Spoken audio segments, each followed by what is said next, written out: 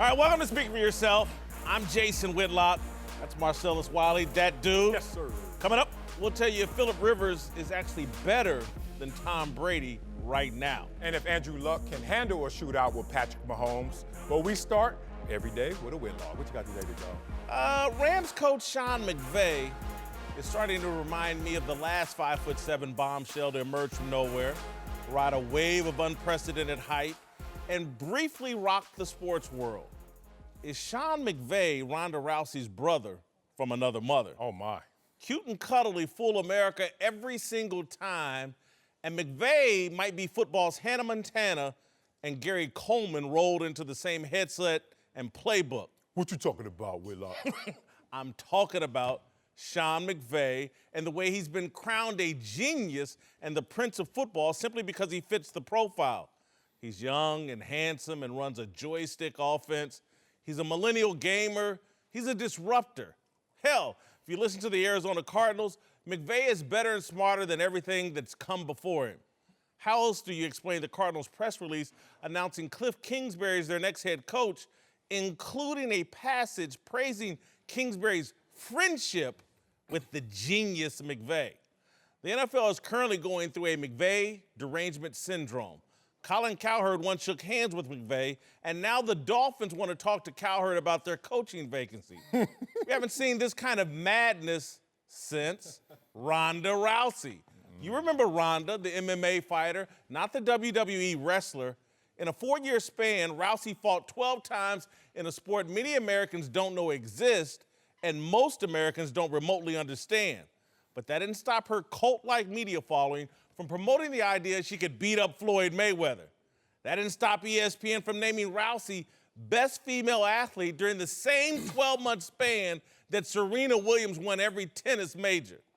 The thinness of Rousey's fight career didn't stop a wave of think pieces exploring whether Rousey was the most dominant athlete we'd ever seen. Cute and cuddly has its privileges. Rousey and McVay are enjoying those benefits. The whole thing makes me suspicious. It's just my nature as a journalist. Some things are just too good to be true, like Ronda Rousey. Generally speaking, true greatness is forged through adversity and dues pain. Ali lost his first fight to Joe Frazier, and the U.S. government beat him up for 3 years over the military draft. Nick Saban toiled as an assistant coach for 2 decades and bombed with the Miami Dolphins. Michael Jordan claims he was cut by his high school team, and he was certainly humbled by the Pistons and the Celtics early in his NBA career. Bill Belichick failed as the Browns head coach. Thanks to his last name, Sean McMicrowave landed an assistant coaching job in the NFL straight out of college.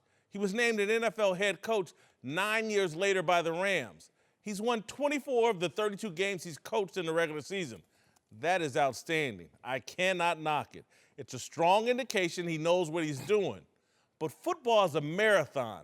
Charlie Weis won 19 of his first 25 games at Notre Dame. I view McVay the same way I view Michigan head coach Jim Harbaugh. Both are very good coaches, but I'm not crowning them until they show me they can win it all. McVay is 0-1 in the postseason. If he loses to the Cowboys this weekend, I'll say he's more Ronda Rousey than Bill Belichick at this point. All right, joining the desk now are former NFL Pro Bowler, defensive back D'Angelo Hall, and former NFL quarterback E.J. Emanuel. Marcellus, I'll start with you. Hot to trot, Sean McVay. He's Ronda Rousey. He's overhyped. I'm glad you paused because you know you messing with my dog right here. I love Sean McVay and know he's not overhyped, and I will give you proper perspective. One, let me just push back and say, we need to stop moving the goalposts in terms of what do we deem successful as an NFL coach. Because if we're just talking about Super Bowl wins, then look, there's only 7 active head coaches with Super Bowl wins. That means the other 25, y'all bums. According to this all or nothing, you got to be a Super Bowl winning coach or not. So we're not going to go there, right? We're not all or nothing. That's not my standard, but go ahead. Exactly. So we're going to go into wins. And if we're going to talk about wins, Sean McVay, since he's been in the league, is tied for first with the most wins as an active head coach. Okay, so that's number one. So that's not hype. That's actually substance. Let's go deeper than that. Let's give perspective to being number one. Because this guy wasn't born on third base in terms of what franchise he landed on. All you thought was going to go there in terms of his family history. Look at you, Whitlock, I know you too well. I'm talking about where he was born and raised. I'm from Compton, from the gutter, from the mud. This dude landed in worse situation than I did. He went to an organization that for the last 13 years never had a winning season. Think about it. 13 consecutive non-winning seasons were the St. Louis and Los Angeles Rams. And then Sean McVay says, let me get a piece of that. Let me rise from the ashes. Let me get from Compton to where I am now, from hood to good, and turn that franchise around immediately with no expectations of in his second year having to win a Super Bowl. All of that said, perspective, performance, and his personality. The best driven, PC, cliche, motivated, energy, electricity coach I've ever seen. Makes you want to come out of retirement and give him a few plays. All that wrapped in one bundle is why I love Sean McVay. He's not overhyped. Look, great to follow Jeff Fisher. Look, I would love it. Go ahead, Dean. Hey, I'm a Sean McVay guy as well. I kind of did take a little offense to the Ronda Rousey reference because Ronda, for a short period of time, was the baddest thing walking around. Let's be real.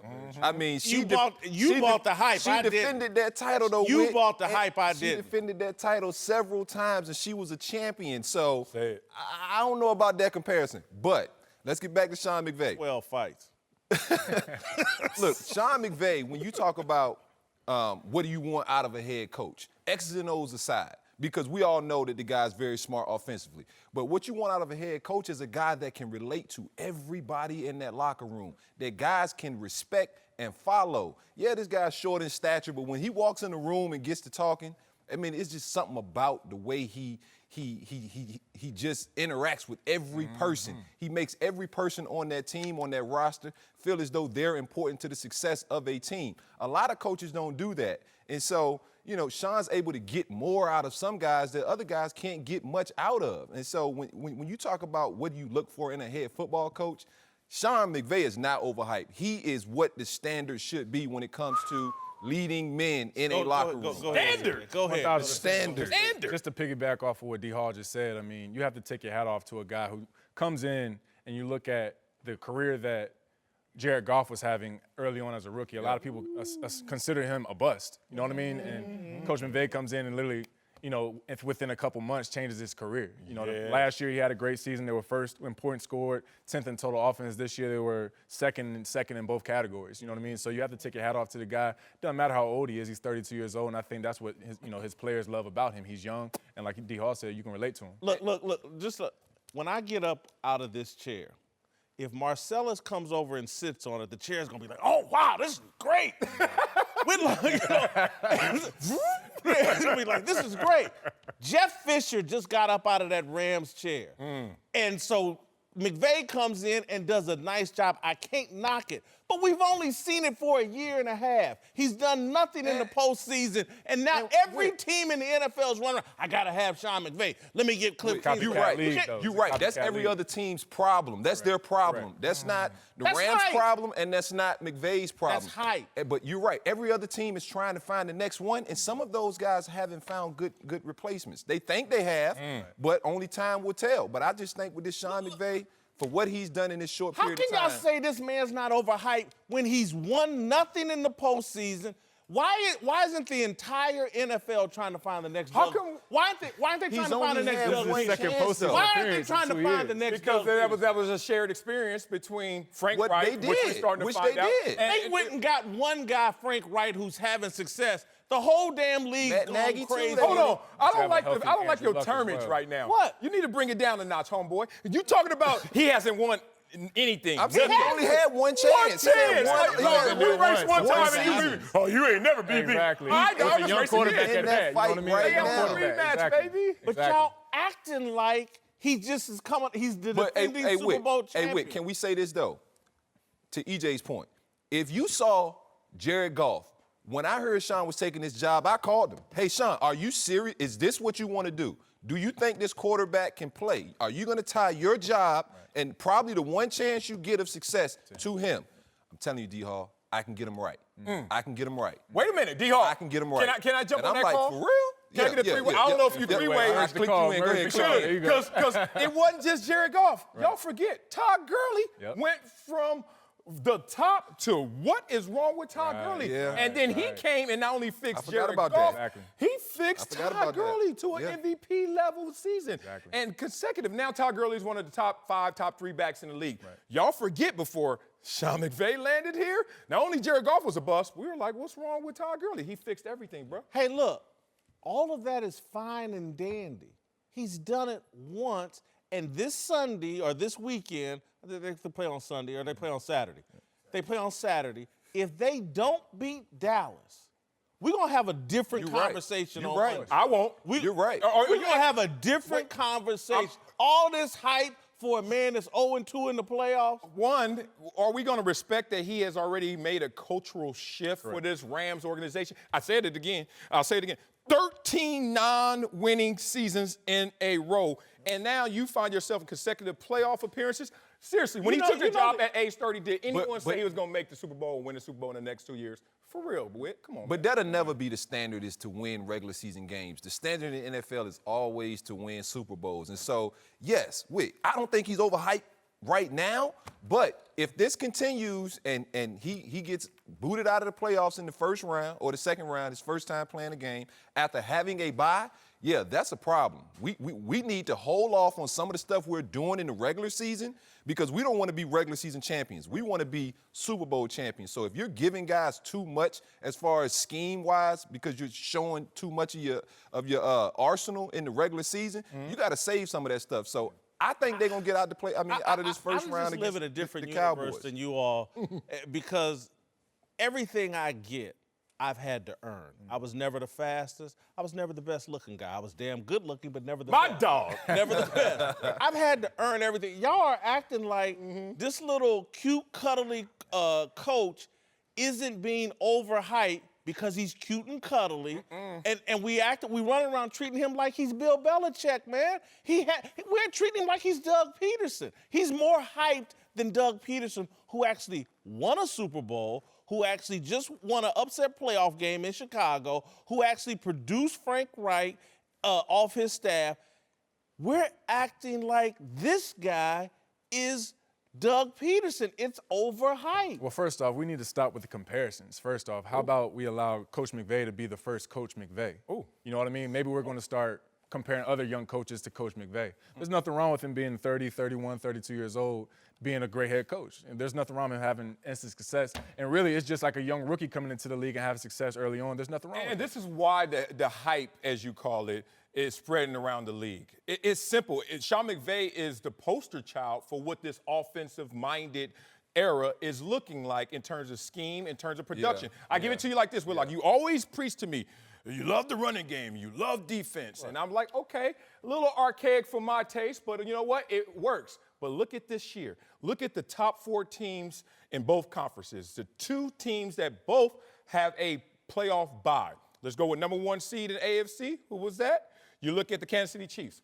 Number 1 ranked offense, 31st ranked defense. You look at number 2 seed, 5th ranked offense in New England, 21st defense. That tells me right now, we looking offensive-minded, who is our coach and who is the mastermind behind offense. Defense, it's the same thing in the NFC. Rams and New Orleans. Top 10 offenses, not top 10 defenses. The entire landscape has shifted, and he is the pioneer of this new era of offensive football. Look, if you were looking to find another McVay and you actually found another McVay, then you're lucky. You're good. These teams are looking for a McVay and they're finding like knockoffs. And so I'm telling you, it's going to come out. Some of these other coaches aren't going to be as successful as Sean McVay because of Sean's ability to lead men. It's not about X's and O's, especially in the National Football League. Look, if he wins the Super Bowl this year, nice player, wins 2 games, loses Super Bowl. If he justifies this hype, I will jump on board and I will clap just as loud as everybody else, and everybody go out and get this Sean McVay. But can we just wait for him to win a playoff game before everybody decides I have to have Sean McVay? And can we live in the reality to know that if Sean McVay looked like me or Charlie Weiss or even Bill Belichick, some of this hype wouldn't be going on. I mean, right. I can say you going there? I can agree with that. I can't agree with that. I mean, so you can't agree with Whit saying if Sean McVay was a 5 6'10", chubby dude, without perfectly styled hair and fiery, nice and beard, everything, right. that he would get as much hype as he getting? No, you know why? 'Cause Heck no, he wouldn't. In L.A.? I'm going to give you this. I'll give you a case in point. My example was Peyton Manning when he came into the league. And we all know #1 overall pick. We all know struggled as a rookie. Sometimes you can't look at just production. You have to look at promise. And I think a lot of great evaluators look beyond what they saw. We played Peyton Manning twice his rookie year. And we were sitting there in defensive meetings like, this was the #1 overall pick? And our D coordinator at the time, Wade Phillips, kept saying, trust me, y'all better get him now. Better get him young, because this boy is coming. He threw 28 picks. I don't know how many he threw to us. Right. The next year we played them, they were 3-13. We smoked them. Next year, they were 13-3. I mean, y'all can wait. Right. Go ahead. Once you show up at the party, all the Casa Dragon is going to be gone. I'm telling you, we own. I'm going to tell you why you're going to have a big problem. And I hate rooting this hard, but I'm going to root this hard for the Cowboys. I hope they serve this young guy some humble pie and all the media. And I think there's a damn good chance that defense and Ezekiel Elliott is going to show up on Saturday. 75% chance Dallas It get me takes so upset, man. Dallas It get me so takes upset them out. because he's making this about Sean McVay as if Sean McVay has went out and said, hey, guys, make me the next best thing since sliced bread. Yeah, right. Sean hadn't said that. At all. Yeah, like, your at beef all. should not be with Sean. Your beef should be with My beef is with the media and guys like y'all that sit around and overhype the dude. I want some humble pie, and I'm 75% sure the Cowboys are going to give it to him. That is high, and that is rooting. So now you're Yeah, I'm emotional. rooting. You're not He thinking ain't gonna be able straight. to go nowhere in L.A. Yeah, that's almost like you predict them to win this game. You're actually thinking they're going to win this 75%. game. That defense, No way. the Look, McVay offense is without Cooper Kupp, good point. overrated got a Robert bit. Woods. Yeah. And that damn run defense is going to get tired of seeing the back of Ezekiel Elliott's jersey. And Dak Prescott in the pocket when he's under duress from what's coming at him. Aaron Woo. Lord have mercy. And when they say, down. we're going to stop Ezekiel, or as best as we can, but Dak beat us. Go ahead, Dak, 4 quarters of you. Let's go. Heck, Talib, Peters, Marcus Joyner. you really betting on I that? like Yeah, Marcus we got Joyner. some Casa Dragonas. We got some Casa Dragonas. Yes, sir.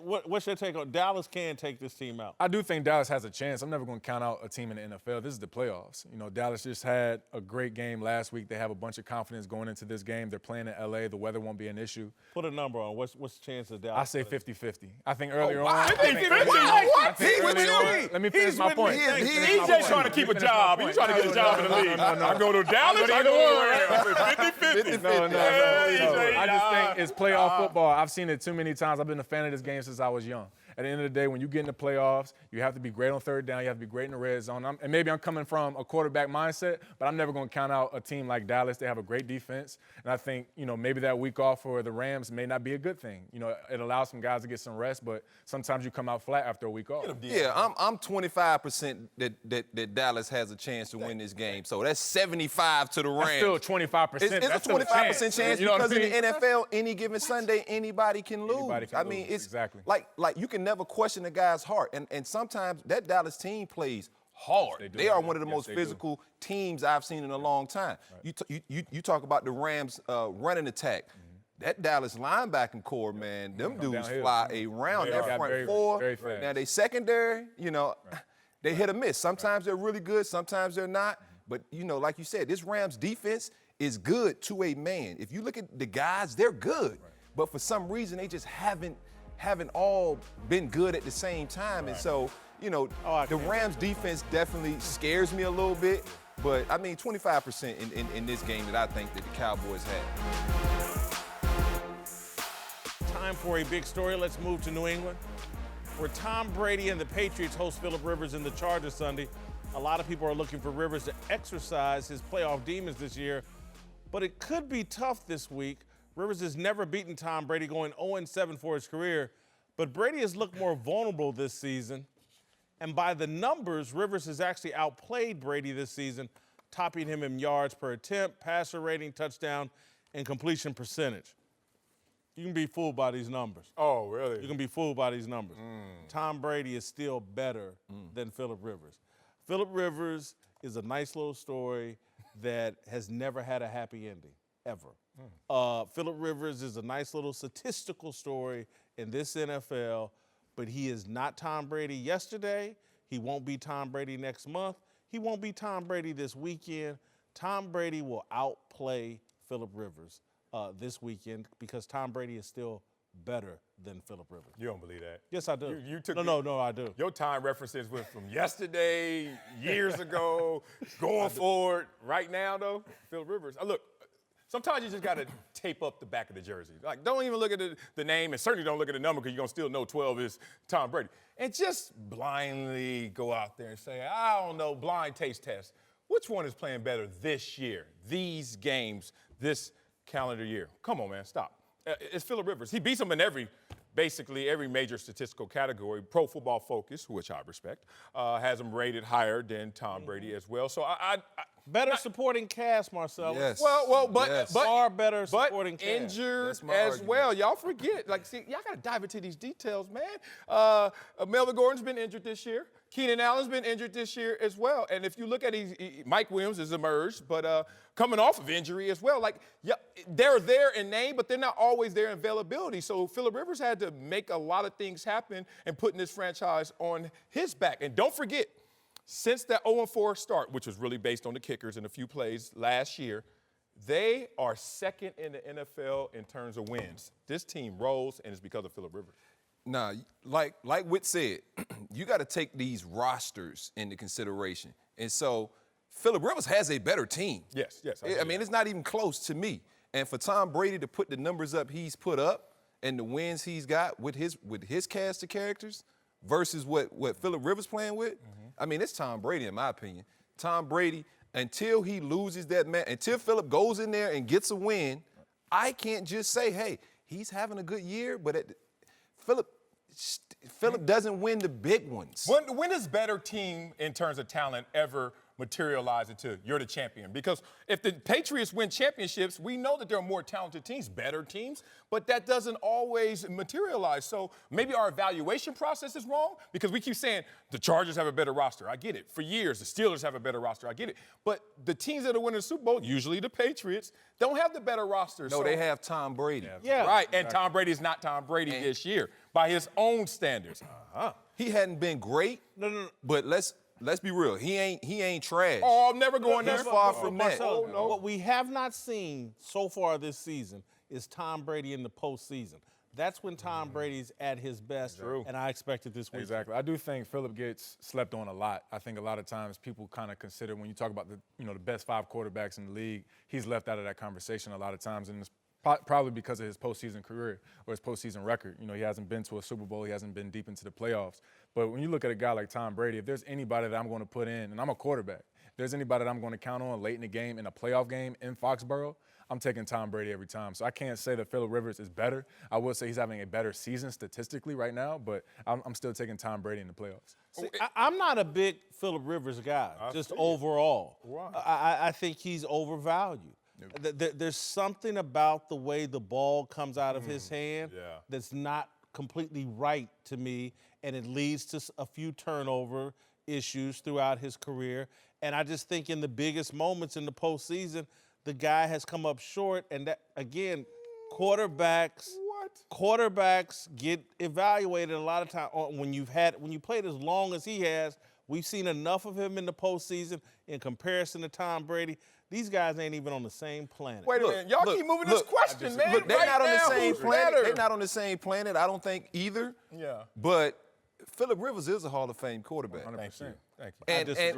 And you may disagree, but the numbers say that he is. The teams he's played on, and I root for Phillip. You got to remember, I was in the same draft with Eli, Phillip, and Ben Roethlisberger, and so I always compare all Eli, three of those. What do they have that Phillip They got doesn't Super have? Bowl rings, and that's They ran out of town. They tried to run both of them out and of that's town. the one thing that Phillip doesn't have. That when you get to debating this topic, that he doesn't have it. So you can't justify that by putting him above those guys. But I mean, Phillip can throw that ball. And yes, it's ugly, it's unorthodox, but it works for him. I mean, it works for him. I hate looking at it, hate playing against him because I never could figure out where it's actually the ball's going coming from. out. I hate to go here, but I'm going to. See, honestly, what is Phillip Rivers when they put him in the Hall of Fame? What he's What gonna be known memorable for? moment? No, what highlight are they gonna show? He could name all 8 of his kids. Well, Okay. yeah, him- that- You got one more on the way, 9. Yeah, that count. 9? Oh, yeah, you got 9 on the way. and him yelling at a teammate or an official. Those are going to be the highlights for Phillip Rivers. What's his moment? You ready? You're right. It's no galvanizing moments. Well, that's for the people who are on the fence if he's a Hall of Famer or not. But I'm sorry, I'm gonna cut you off. Those moments happen in the playoffs, Exactly. and that's what we have. And the one time he did go deep in the playoffs, 2007 AFC Championship game, and I know this for fact. that roster. Ooh, squad. However, LT had the knee injury. He sat out, remember, with the hoodie on. Yep. Phillip had ACL tears. Ran out there and said, I don't care how this is going to look. I know y'all need me, and I play quarterback, and tried his best. And I admit, the performance wasn't up to standard, a couple of interceptions, all that, but still. So that's going to be his highlight No, moment. A bad, injured performance in the Wait a AFC minute. I just Championship read game. a question that said, is he I better than Tom changed Brady the right question. now? Let's not forget. Not in 07. He's not a Hall of But Famer. let's not forget that division that he's in. If you think about it, Peyton Manning, when he was in Denver, he ran that division for a long time. So a lot of times, even to get into the Manning playoffs, was there like 3-4 years. it doesn't matter. That's still 3 years of Phillip Rivers' career. What I'm trying to say is some of those times when Phillip wasn't able to get in the playoffs, it was because he didn't win the division, and somebody like Peyton Manning was already always in the He's in the same division with Oakland and Jamarcus Russell. No, the Chiefs. but the numbers that support that That's is what I'm saying. 14 of the 15 years Phillip Rivers was eligible for the playoffs. Roethlisberger, Manning, and Brady went to the Super Bowl. Exactly. All, the Hall of Fame quarterbacks got it done. And he was the there guy once. that's Let me the finish my point, borderline actually. Let me statistical finish guy my point. What I'm trying to did- say, in comparison to a guy like Tom Brady, who's won that division pretty much since he's been a starter. Because the in AFC league. East is a joke. That's what I'm trying to say. Right. So Tom is in the playoffs every single year versus a guy like Phillip Rivers who, has had other competition in that division. There you go. Yeah, I mean, it's like Clemson's path to the national championship is a lot easier going through the ACC than anybody from the SEC. You know what I mean? They're battle tested. So So I'll give you a track analogy real quick. different. Go ahead. Oh, we This, ACC. this you are. I'm a Big East guy. Okay, fair. That's true. That is true. Y'all talking big football over here. Yeah. The ball, say, let us live. This is a non-Olympic year for Usain Bolt. And if you guys don't know track, basically there are times where people will beat Usain Bolt. And this is a time where Phillip Rivers is playing better than Tom Brady. Now, Tom Brady usually shows up. The Olympics time, it's time to go. Okay, let me go get my medals. I give you that. But right now, weekend is the Olympics. oh, we'll see. Or it might be a non-Olympic year. The way that Phillip Rivers is playing is going to turn this out. Let's move to Kansas City, where Patrick Mahomes and the Chiefs host Andrew Luck and the Colts Saturday. While the Chiefs rode Mahomes and their electric offense to home field advantage this season, the Colts had a potent offense attack themselves, and Coach Frank Reich says he's not afraid to go toe-to-toe with the league's highest-scoring team. I'm always going to say the same thing. I mean, we're trying to score every time we touch the ball, and we're going to game plan and call the game in a way to score points. We're really not trying to think so much about, well, let's hold the ball and keep it from them. We want to run it. There's no secret about that. That does keep them off the field. That'd be great, but at the end of the day, the primary goal is score points.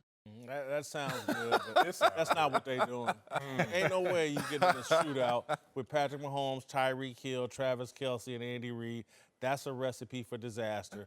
They are going to try to keep Patrick Mahomes and that offense on the sideline, and they should. And to be honest with you, I expect them to. Yeah. Against that Kansas City Chiefs linebacking core, we could line up at running back and have a shot, Marcellus. And so they're going to run the football, and they're going to keep Patrick Mahomes on the sidelines. It's nice what he said there. It's a little smoke screen. Andy Reid, they're not buying that. Yeah, he's trying to sell that confidence to his team. Like, we go toe-to-toe with them. No, you can't. And it's also an indictment. Almost, he needs to watch if he continues with this conversation internally, what that's saying to his own defense. Think about it. If you say shootout, and I've been on some number one defenses before playing against a vaunted offense. If I ever heard the word shootout, I'm like, hold on. Who said they scoring like that, coach? When you say shootout, that means you're assuming that they're going to score. You have the 11th ranked defense in Indy. Your formula is playing efficient offense, top 5 offense, but also your defense is going to get you some stops. So I don't want to hear toe-to-toe, coach. I look at this situation simply that the Chiefs, just too much, man. Like, they're just too much, and they're never out of a game. I always looked at the scoreboard 2 different ways, and Coach used to always talk about this. It's the one that you see, and it's the one that you feel. the one that you feel is kind of momentum. Like if you're in a game with the Chiefs in this fourth quarter and you're up 21-10, you feel like this game's not over and they are coming. So be careful in saying, oh, you know what, we have as much octane as that team, because I know you don't.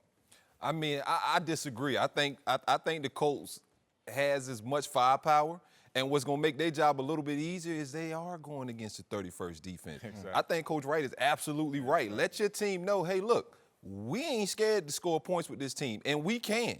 Because in my voting for MVP, third was Andrew Luck. Ooh. So to me, that dude's playing great football, and I want the ball in his hand. T.Y. Hilton or Tyreek Hill? I mean, probably T.Y. Hilton. Who you want to cover, Eric Ebron or Travis Kelce? I'm not saying they don't have. It's not close. I'm not saying it's better weapons. I'm saying they're comparable. They have weapons, exactly. T.Y. is a speedster burner, not Tyreek Hill. Okay, let me tell you the difference. Tyreek Hill is probably a 10-100. Yeah. T.Y. Hilton's probably a 10-5. Okay. Kelce can shake you within one move. Ebron probably is going to take him 2 or 3. Yeah. So they both dogs. Exactly. Let's be real here. We're not sitting here saying that this dude's a bum, this dude's an all-pro. Ebron has been playing amazing this season. And T.Y., I mean, I've liked T.Y. since he's come out of college. You're right. Place on the field, but Lux can't. But you know what? He still only has 100 yards to throw that football. Exactly. It is the same football field. I don't care if he can throw that joint 110. No matter. We can't use all that field, man. All we can use is what's on the field. And so, yeah, Mahomes can throw it a little further and do a little, a couple other things better than Andrew Luck. But in my opinion, it's going to be a shootout. I think the Chiefs are going to win this game, but I think it's going to be a shootout because I just think that Kansas City offense is going to give the Colts an opportunity to score points. And like Coach Wright said, it's got to be every play that mentality. I got to score. Because any one mistake by that defense of the Colts can be a touchdown from those guys that you just named. But the best thing is you have an offense that's led by Andrew Luck. At the end of the day, it doesn't matter really what the defense does. Of course, you want them to make stops and get you the ball back and things like that. But Andrew Luck is number 2 in touchdown passes, and Mahomes is number 1. So I mean, both of these guys can put big numbers up in the game. So as far as it being a shootout, I think that's actually what Coach Rack wants. Obviously he wants it to keep it close. Gentlemen, but I think it's built to be a shootout. I know y'all played in Arrowhead Stadium. I sat in Arrowhead Stadium and watched a lot of football. I watched a lot of cold weather football. There's no high-scoring shootouts in this kind of cold. We're going to be playing it in January in Arrowhead Stadium. This will be a relatively low-scoring game, and Frank Reich. Listen, I think the Colts are going to win because I think Kansas City's defense is just that bad, and Andrew Luck. And they're going to do enough to score 23, 24 points, and that you're going to be blown away. The Chiefs are going to struggle. But you know what the big misconception, because I was a fast guy, speed guy, you know what the big misconception of playing in the cold, what it does? Yeah, it slows me down a little bit.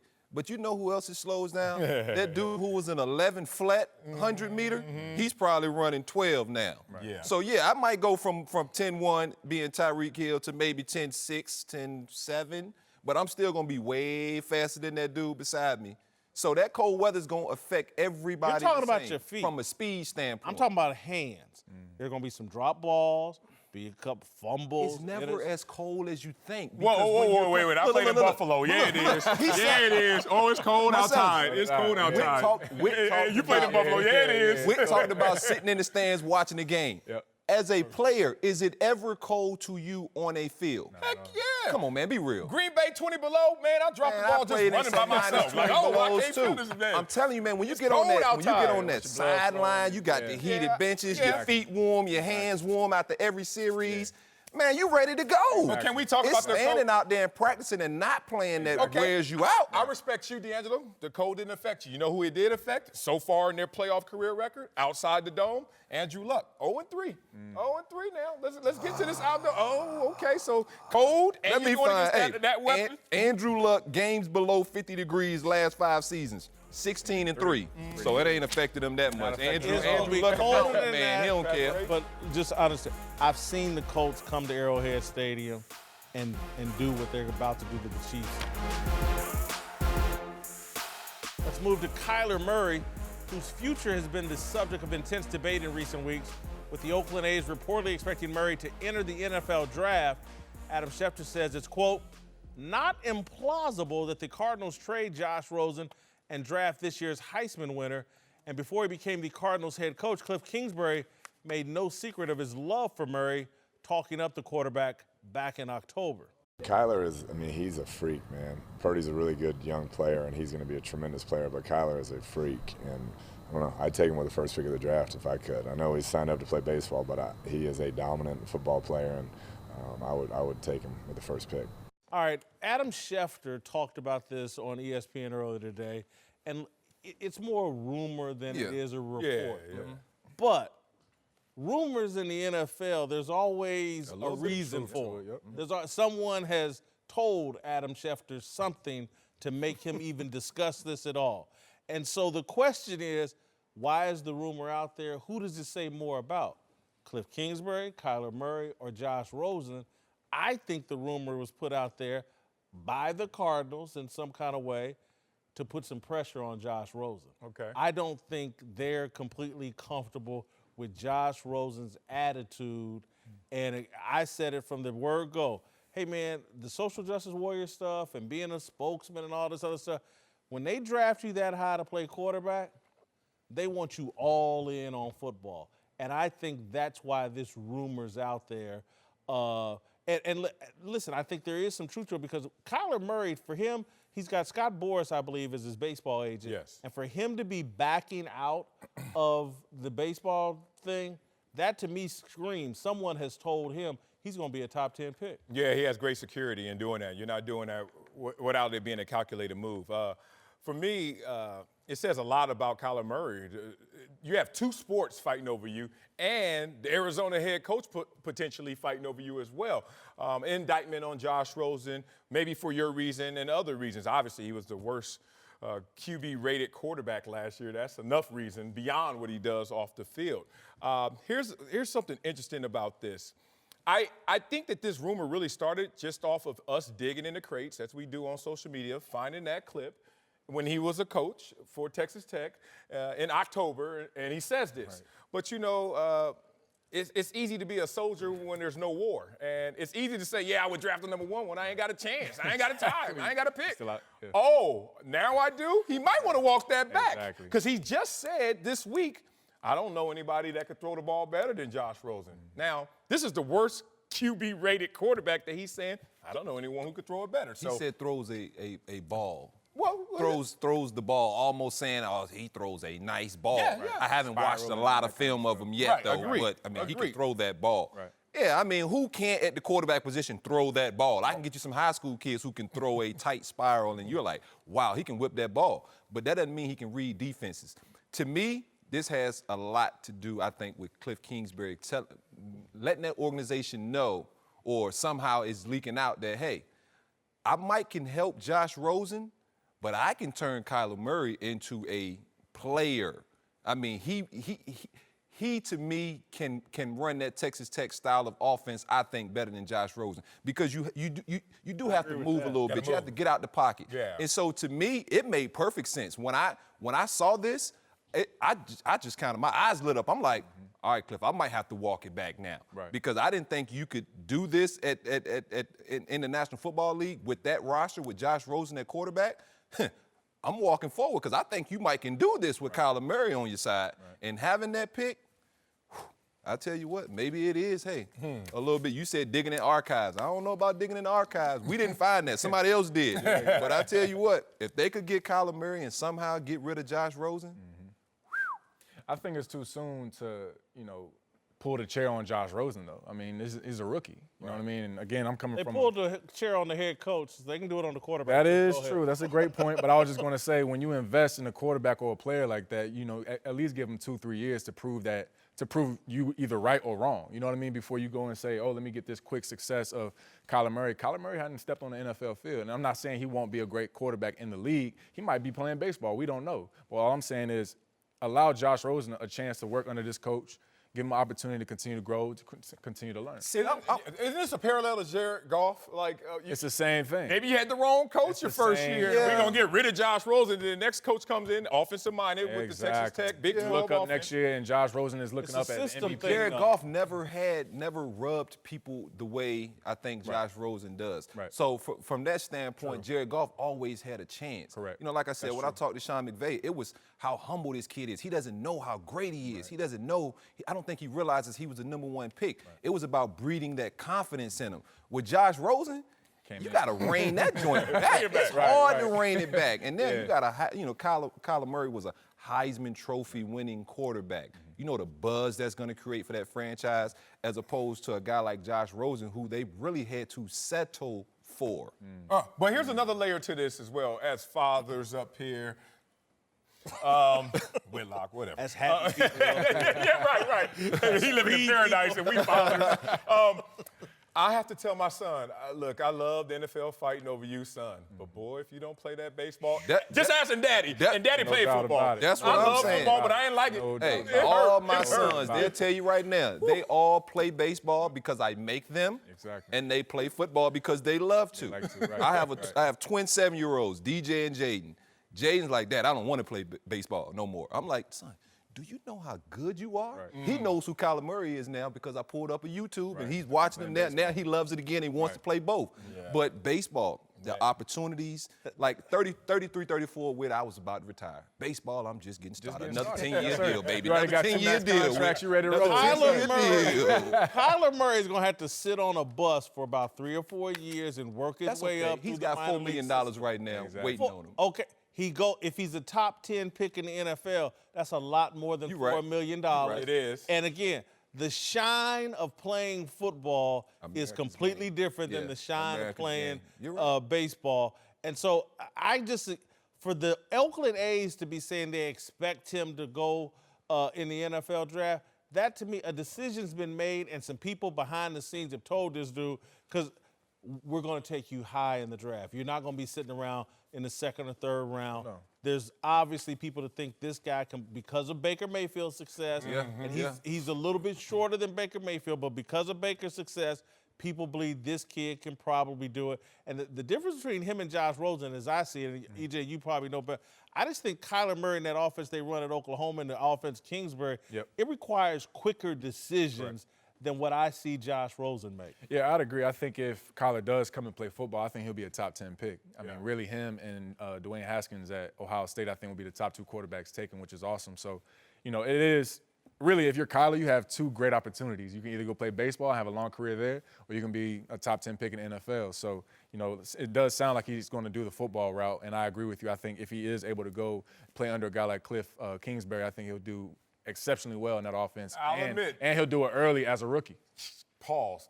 I'll admit the shine is different in the NFL, but all that glitters ain't gold, bro. Nah, Trust me, man. Hell no. You gotta play that. You didn't play quarterback. Kyler Murray not a big dude. True. That's my Nah, problem. nah, Like that's at true. some point, somebody's gonna get a good hit on this dude. But only once a week.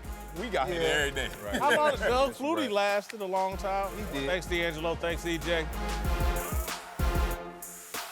We're joined now by Fox NBA analyst Iceberg Jim Jackson. Let's move to the NBA, where Kyle Kuzma dropped a career high 41 points in just 3 quarters in a blowout win over the Pistons last night. The Lakers are 3-5 since LeBron went out with a groin injury. But before the game, Kuzma said he was excited about a possible new strategy for when LeBron comes back. I honestly think that our small ball unit can be really, really good. I think that we can have a depth lineup. Whether that's Rondo and Lonzo on the floor at the same time, and me and Bi and Bron, or substituting guys. But I think as we get better defensively and get more continuity, that small ball lineup is going to be huge for us, especially in the playoffs when everybody's going to go small. So. Well, the Warriors had the original lineup of death: Steph, Clay, Durant, Draymond, and Andre Iguodala. The Lakers version would include Lonzo, Rondo, LeBron, Kuzma, and Brandon Ingram. I'm calling this the Jack Kevorkian lineup of death, assisted suicide. Come on, man. There's no three-point shooting on this. Who's knocking down long balls, Jim? You didn't see Kuzma. knocking down those shots last Which night? name? Which name? You ain't say that? Yeah. Kuzma shoot 30% from You didn't three. see that? He got hot last night. Yeah, he did. You see that? He ain't gonna get hot when LeBron say, "Give me that ball back, boy." Def line But up. the difference is with Golden State, you had Draymond who could defend and rebound, which was different, and KD. So, and you had Steph and Clay spreading the court along with KD. Now, do I think it can be effective? It might, but you still got to. My problem, here's my thing about Golden State. I think he's thinking big three lineup. I think he thinks it's a big three Like depth big three- lineup. like big Put three, those like what? 5 guys in the big three, In the big- and that's the a big three, lineup how of I depth. cover? Yeah, Come the Ice on, Cube man. League. Come on, that's man. The lineup of depth. That's not a depth lineup in the big three. Oh. So you don't think that lineup will have some kind of success, knowing that they can get out in transition. I like Rondo making plays. I don't know if Rondo and Lonzo on the court at the same time, but a combination Rims of gonna take a having. beating. Come on, man, stop. Okay, look, the Lakers are. Here's the problem. Okay, visualize. You're sitting there. You set up in the real def lineup. First of all, corny. You can't be called the same thing if you're gonna do the same thing. Like, But somebody else should give him the nickname. yeah, not yeah, him. right. Okay. Like, this is Dwight Howard and Shaq fighting over Superman. It's Shaq's. Like, Dwight, find The something new. lineup of bad free throw shooting is what I Brand, would call it. thank you. 23rd ranked free throw shooting team, 25th ranked from three-point. Yuck, yuck. When you facing the Warriors, who are top 5 in three-pointers, free throws, what's gonna happen at the end of the game when they start fouling LeBron? You know what's and going to others? happen. It's going to start clinking. Lonzo. But I tell people this all the time. People get, because Golden State is not winning, is this, and these teams look sexy. I said, you still got to beat these boys in 7 games. Yes. So you have to depend on the fact that 2 or 3 of those guys are not going to play well in 4 games you have to win. How unlikely is that to happen? Not happening. Okay? And that's not even talking about the impact that Cousins can have once he gets back. Whether it's limited or not, I love it. It may be intriguing, but you still got to beat them boys in 7 games. Yeah, I really think they're delusional because of the lack of shooting, consistent shooting. Like I said, Kuzma shooting 30%. I'll tell you why they delusional. You're going to have Brandon Why? Ingram. Why? Brandon Ingram shooting 29%. I'll tell you why they're delusional. This is just my opinion. It's just an opinion. There's no facts here. There's nothing. They're delusional because LeBron ain't playing right now by choice. You can't tell me this groin injury's this serious that he has to be sitting out this long. And so Kyle Kuzma's just talking out of his rear end because damn, what's going on with LeBron? When's he coming back? And so he's just talking off the top of his head because there is no clear vision with this team. Everything's up in the air. Walton going to survive? Are we going to make some trades at the trade deadline? Who's going to be here? So Kyle Kuzma just said, hey, LeBron, if you're listening, we got a lineup of death maybe. Yeah. Keep us around. All right, let me give you that. He flexed last night for all the Michigan. Shout out to Flint, Michigan, and all that against Detroit. So he got his 41. I give you all that. And he wants to flex off the court with LeBron. It's like, look, I'm the Robin to you, Batman. I respect that. But when LeBron got hurt on Christmas Day, and when they showed the slow-mo of his mouth saying, I felt it popped, the football player in me said, that's about a month. Like, when you get a growing strain, that's one thing. You like a week or so play with, you only want to play with it. When you hear pop, you shut down, brother. So every time they keep coming out, 2 more games. I'm like, what? You could have just said it's a month because it takes that long for you to feel confident with that. And there's no need to rush him back. I said it at the beginning of the season, even last year, I think LeBron right now mentally and physically is made more for the playoff, to go through that grind now because the playoffs are spread out. Yeah. It's not having the, 2 games and 3 nights and stuff like that. During the regular season right now, it's like almost, let me get my body right, let these young guys figure it out. We get back in a position where we're in that 4 or 5 seed, and now once we're in the playoffs, I can be LeBron like I want to be LeBron. I think that's the mentality that he has to have in order for this team to really do something if they want to make it a little bit deeper past the first round. Well, it's going to be tough for them to do the 5 seed. That's Portland. And, of course, the 4th seed is my Clippers. Come on, we man. ain't giving that up. But easy, there's not a lot of separation in wins and losses, so you can get back in and make a streak. Look at Houston, how quickly they got back into it. So it still can be done. Yeah, Clippers. I knew the Clippers. You know they got to get them in there. Jim Jackson is back with us as well. Jimmy Jack. Time to go. Oh, I got a new You bottle. got a new bottle. New bottle alert. Yeah. This is the extra strip. We might need it today. Yeah. We might need it today. Right. Damn, I've already broken it. Our social media manager, Darnell Smith, is here to walk us through these Twitter streets, social media streets, Instagram, whatever's popping out there in the social media world. Darnell, Come on, what's baby. cracking? All right, man. Twitter's buzzing about Jeff Bezos. You be buzzing? Amazon billionaire and his wife Mackenzie are getting a divorce after 25 years of marriage, and Bezos is now reportedly dating TV host Lauren Sanchez. A couple NFL players decided to give their 2 cents with Dez Bryant tweeting, "I'm late, in my opinion, don't mean anything. Jeff Bezos' ex-wife Mackenzie looks prettier and 25 years more loyal than Lauren Sanchez. I hope it was worth it. I don't think so." But Todd Gurley went another route, simply asking, "Who got Mackenzie Bezos' IG or Twitter?" All right, y'all, so whose style do y'all like more? Marriage counselor Dez Bryant or shoot your shot Todd Gurley? I'm on Team Dez. I'm gonna go Johnny Taylor Really? here. What? I didn't Keep it a expect that. keeper, bro. But you know you're not going to keep her if you're already in this position. I'll go with Todd Gurley, even though he could have put a little more work in. All you got to do is Google. It's like Mackenzie, Instagram, and you're already there. You ain't even got to let the whole world know you're about to shoot your shot. He's putting it in the air, Marcellus. But you know how many people in that line? I got to go around But that listen, line. you be in that line. You know why? Because Mackenzie right now, she don't need a relationship. She need to take her time. Right. Get out of it. You've been in a long one. You know, if you need a good friend. Yeah. You put the bid in right now, Jim? Did I say that? Do I sound like that? I'm just saying. You got a new baby. But listen, I'm just saying. That new baby needs I didn't say Jim Jackson 419 was my Twitter handle. I didn't say that. You know, Jim Jackson 2224 IG. I didn't put that out there.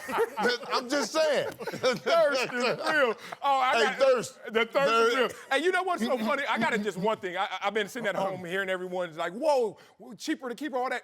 Do you know what he's left with? He doesn't even have to go to divorce court. He's just like, give me my 67, give her 67. That's still a hard thing. That's 2 Steve Ballmers. That's 25 Oprahs. Hey man, she deserves it. She helped start Amazon too. So exactly. she deserves it. I'm not even going to divorce court. I'm like, that's gonna be more lawyer fees. Let me get my 67 and you take your 67. Have you ever cut a check for $67 billion, Marcellus? Have I ever seen a check for $67 billion? How dare That you? hurts. I don't care how much you got. No, Chris Rock said it best. He's like, hey, if you're rich and you lose half, so what? But if you only got $1,000 and you lose $500, oh man, that hurts. That hurts. All right, Darnell, what's next? Oh, man, let's talk Antonio Brown, man. We got some breaking news. A local Pittsburgh reporter tweeted that in an interview, Steelers owner Art Rooney even went so far as to say it would be hard to envision Antonio Brown being with the Steelers when they report the training camp in July. So, guys, is there any chance AB's back in Pittsburgh next year? Wow. Sounds like no. You put that out there. It sounds like the AB situation is over. And I mean, I just want how good Antonio Brown is. He's Jerry Rice good. Yeah. And they're giving up on him. Do you know what kind of headache he must be? And it's only headache because he's Jerry Rice good and he's going to give you the same work ethic as a Jerry Rice. It's just whatever else comes with that is the problem. But bad leverage in terms of, I mean, Mr. Rooney, respect to you and your greatness. Right. Don't say this. Like, you got to make them pry and pull him away from your organization instead of saying, hey, I don't even see him being here. That just helps other teams in terms of their business. You know, I'm a Steeler fan, so it's rare that the Rooney family comes out and says some stuff. I remember back when Ben was going through his thing and they kind of said some things in the media. Ben had to straighten up because he was, you know, halfway out the door. And with them coming out like this with Antonio Brown, it has to mean that unless they can't get value, that he's out of there. Because this franchise really doesn't get in the media and talk about their internal stuff, especially from the management side. And my question, too, is what happened to AB? Because when he was there with Hines Ward, he was the perfect wide receiver, the perfect teammate. Nothing. Then all of a sudden, money, fame. It was a rhetorical question. It was more rhetorical. You know what I mean? Yeah, because I hate to see what happened because now that's overriding how talented and special of a player he is. To me, this is going to be a knock on his Hall of Fame candidacy. You think so? Yeah. He's still in, but I hear what It's you a knock on his candidacy. What, you mean like first ballot? Yeah, first ballot. He missed one of the most important games, and then they ran him out. That's a knock on your Hall of Fame candidacy, in my opinion. Darnell, what's next? All right, man, on to my boy Marcellus. You got a fan, man, talking crazy about you online. Check this tweet out, man. Watching Marcellus Wiley on Speak for Yourself, dude looks like Karl Malone, that single Lakers season. Hold on. On that profile, he kind of looked like him a little bit on the profile. He got the bald head, the goatee. I thought it was pretty funny. Marcellus, is this a compliment or an insult? Man, that's a good-looking big dude. I'm talking about both of them. Hey, Karl Malone, man, that's a big dude. Let me ask you the important question. Who look better? If you saw Vanessa in the stands Would you throw a hat into the ring the way Malone did? He was like, y'all relationship on the rocks. Shoot my shot. Kobe ain't passing the ball. Let me shoot now. You ain't answering the question. You ain't answering the question, Nah, man, they married. You ain't answering. They married, man. Now, before the video, I'm married too, but anything goes. Malone got a hell of a reputation, but he's a little sneaky. No, man. he's different too. Carl is different. If you spend some time around him, country boy, he got farms and cattle and horses and nothing wrong with it. But so you wouldn't. Nah, not to the right. There's too many other people in the stands. I'm just saying. I've done it during games before. I've got numbers during games before. Hey, I assume they were single. Hey, listen, the ball boys did a lot of work for a lot of players. That's all I got to say. That's our next All segment. right, what's next? All right, man. Moving to a guy we ain't talked about in a while, Tim Tebow, who just announced his engagement on the ground. Tebow popped the question to former Miss Universe and South African model girlfriend, Demi Lee Nell Peters, yesterday at his family's farm in Florida. Smoke. Y'all got any advice for old Tim? Short engagement. Go ahead, Tebow. It's time, baby. It is time.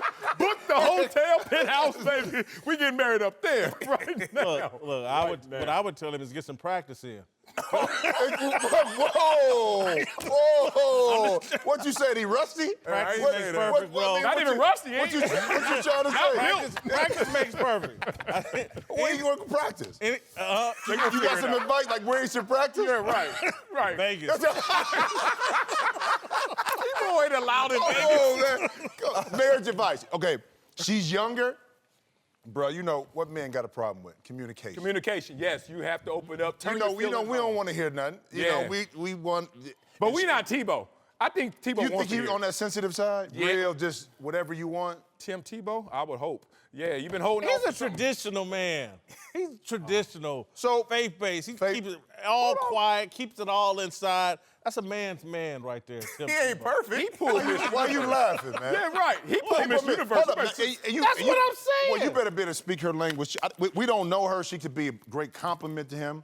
But what I'm saying, the Looks like age, it. well, yeah. Looks like it. Age different too. You know, you got to talk. But I say my big thing is communication. Yeah. Listen, she gonna tell you what she wants. Okay, look, my thing is she on the gram? If so, strike one. Okay, strike two. If you put up if you say, baby, let's take a selfie video, and she start dancing in the background, oh, no, we ain't getting there. It's off. Right, it's a wrap. Too much. I say get in the gym. Go ahead, Darnell. Vegas. Right. Last but not least, man, Saints coach Sean Payton brought in $225,000 in a Lombardi trophy to motivate his team, and First Thing First has some things to say about it. Take a listen. This is huge motivation. Absolutely. And to see all that money, have you ever seen $250,000? I love this, and people should know everyone else makes the same. Drew Brees, Taysom Hill, the guys that are 52 men on the roster, everyone's playing the same. I love this motivational tactic. I do wonder who was eyeing the money more than the trophy, so I bet a handful of those guys were. I'm in. It's great. So, guys, which is better motivation, the money or the trophy? Money. Trophy. There ain't got one. Some Y'all making a lot of money. Man, forget that. You don't want to make more? When you make money, the one thing you love is free stuff. And especially when What? it's like, where does Always. 225 come from? What? I've never That seen just 225 dropped out in cash. Come on, man. That's found money. Money. All right, thank you, Darnell. Uncle Jimmy's here to help us talk about our approval ratings for Sean McVay. Uncle Jim. Oh, man. What the hell? Game of Thrones. Littlefinger, who are you? The imp? The imp. I'm Imp the Dimp. I'm the women. We both stop. Keep that job. I had to stop that, man. What kind of Power Ranger you want to be? Like, Now, man, look at man. See, y'all got jokes, man. I'm being honest. I'm gonna tell you 100. I was supposed to be on that last movie. What was that? The movie where they killed everybody? The Purge. Menace Society? Yeah, that one. That one with the one where they killed all the Bird Box. where they killed all the superheroes. I Yeah. don't know what I I don't The know. Avengers. The Avengers. Oh, yeah. And you know, I was on CP time, so I got there late. Man, I got there, everybody was dead, man. Hey, man, I was on the set like this. Nobody can see you. We can't see you, Captain Marvel. We can't see you. Why you got Timberlands on, though? Like, kind of hood? I got another job to get to after this. Come on, man. Hold on, let's get to our highlight. Let's get to this. Our discussion earlier about Sean Want to ask me McVay. questions? What you talking about, Whitlock? I'm talking about Sean McVay. If you listen to the Arizona Cardinals, McVay is better and smarter than everything that's come before him. How else do you explain the Cardinals' press release, including a passage praising Kingsbury's friendship with the genius McVay? You know you messing with my dog right here. I love Sean McVay. The best driven, PC, cliche, motivated, energy, electricity coach I've ever seen. Makes you want to come out of retirement and give him a few plays. All that wrapped in one bundle is why I love Sean McVay. He's not overhyped. No. I'm not looking forward to this. Uncle Jimmy took me to task yesterday, called me jealous of Sean McVay and his good looks. That's not the case. Sean McVay's overhyped. Anyway, Uncle Jimmy, what's your take on Sean McVay? Get him on. Well, Jason, first of all, I'm sure I probably owe you an apology. Really? Ooh. Apology for what? I mean, I owe you an apology, man. Aunt Medessa, my third wife, ex-wife, called me. She called me upset. Evidently, somebody thinks it's funny. She watched yesterday's show, and somebody think it's funny at the assisted living facility to put on Speak for Yourself. Stop. And she was none too pleased with Uncle Jimmy mentioning the fat pack yesterday. I can see that. She was hot at me. She talking about, I can't stand your ass. I never liked that Rat Pack mess. I prefer to be called the Fun Bunch. You know what? I agree with that. Aunt Dessa was a lot of fun. Great spades partner. Great spades. You call them all Aunt? All five of them? Yeah. No, really. Now, honest to goodness, now Jason was always her favorite. Oh. And because she, I remember that summer you came down and stayed with us. Yeah. If you remember that, man. Bless his heart, man. He came down to the farm. He wanted to help us. He running trying to help Uncle out, everything, man. I'm milking cows, man. He got this one cow. He milked that sucker all day, Marcellus. Milked it dry? I didn't have the heart to tell him that wasn't no cow. That damn cow followed him around all summer, man. Stop it. I ain't lying, man. Cow like, It was a bull. Anyway, man, she always said, man. But she agreed with you about Sean McVay, man. This milk and tastes the whole funny. Kingsbury Different thing, milk. Unc, what's wrong with this milk? Get back on track. What's your take on McVay? She ain't never been partial to What's wrong with my cereal, Unc? Man, they couldn't handle her smoke, man, for real, honestly. I need you to focus, man. I'm trying to tell you something, man. Yes, sir. Yes, sir. Man, that's the saying, man. She didn't like them pretty boys. They couldn't handle her smoke. You understand? They didn't have that backbone to take how she put it down. I'm gonna tell you, they didn't have the backbone, the tibia, the fibia, the spleen. Well, she agreed with me that McVay's overhyped. Don't do that. She agreed with me. Oh. I had to admit it. Oh, Yeah. Dessa, come on. And that's because she said this. Make that some more of an Andy Reid type. She always felt like Big Red wasn't afraid of a sister with a nice backpack. I can see that. Truth be told, I kind of knew that's how she felt. I seen it happening, man. Coming in 2006, 2007, I could kind of tell, because she kind of developed this thing for Mark Mangino. Mark, what? Who? Remember, he took Kansas to the Orange Bowl back in 07. Yeah, I remember that. Man, we ain't got time, I found man. a bunch of texts in her phone, man. And she gonna hide them talking about under Mark. Go talking about it wasn't Mark Mangino. I'm like, Desi, look at this, man. That's either Mark Mangino or it's Halloween, and that's Jason dressed up like the white nutty professor. Hey, you got to talk to me, baby. Hey, your tag's coming Sean out. McVay, Talk to me. 62. I got him at a 62. 62. Yes. Woo! We only People got told me when I started this show you a hater. Proof right here. He is a GOAT, man. Everybody's trying to be like him. He's a GOAT.